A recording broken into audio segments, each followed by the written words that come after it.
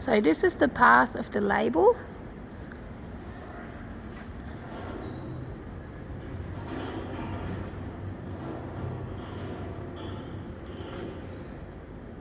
You need to make sure it goes through the gap sensor.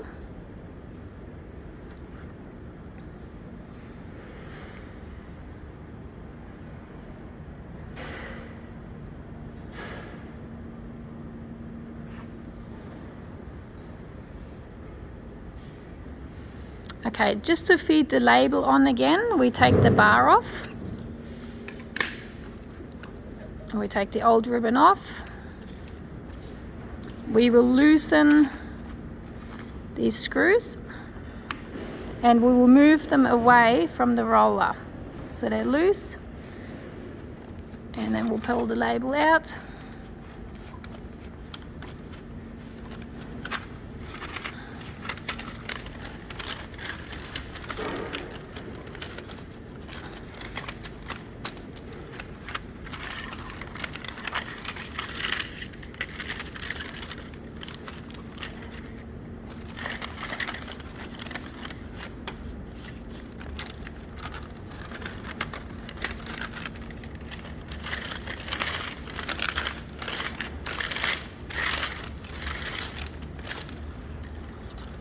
Okay, so we're inserting the new label.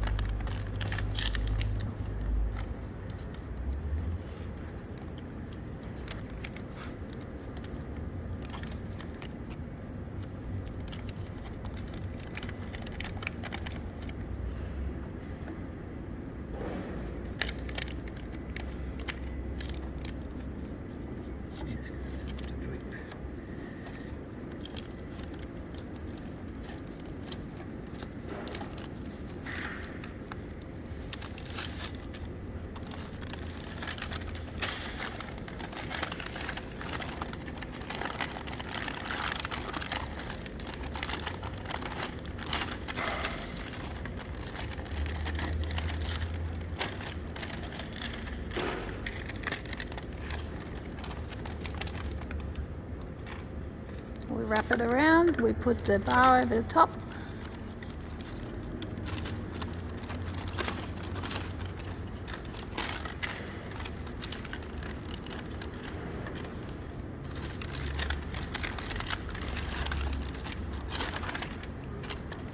That flag could be a little bit shorter. It's just the time, you need a little bit to overlap it so it holds it, but it could be a bit shorter.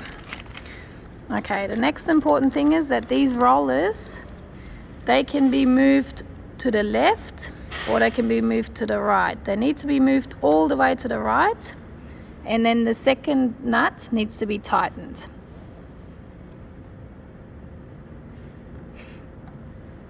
If you put them to the other side, what happens is when the mechanism rolls, it unloosens them and it will never drive the label.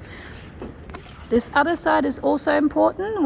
They can be moved both sides. We need to move them to this way. I've marked them with the arrows, and then tighten the nut. This puts the compression onto the center roller so it drives the label. So when we do a label test run with the machine being off, we just do a test.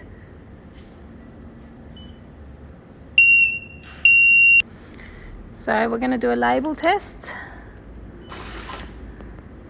Okay, it just spits out one label. The other important items are that when you get a small jar,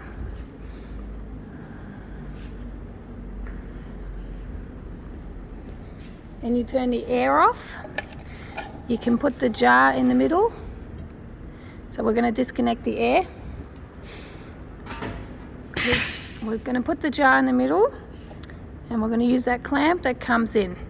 So what's important is that these rollers are center to the center line of the jar, which the adjustments are on this side and on this side. At this moment we've only adjusted this, and we're going to try that the big jar works with it or not, but we're not sure.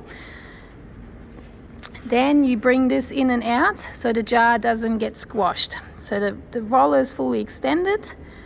This we want just tight but not squashed. We don't want to de-shape the form of the bottle. With the gating system, important is that this sensor is seeing the bottle. When the bottle is in front of it, the little red light is on. When the bottle is away, the little red light is off. Also, what's important is that when the 2 cylinders come in, they don't disturb the bottle. So the first one holds it, the second one comes in and holds the second bottle when we have 2 bottles there. So these gates get modified depending on the size of the tub. This sensor decides when it sees it to when the rollers come in. So when there's no orange light, it's off. When there's an orange light, it's on. From then there will be a timer in the touchscreen that decides when these rollers come in. This sensor is the downstream full sensor. When this gets blocked, the labeler pauses until it's unblocked. Another item to keep in mind is that the back guide rail is set so that it's in line with the roller. So when the jar comes in, it sits nice to the roller,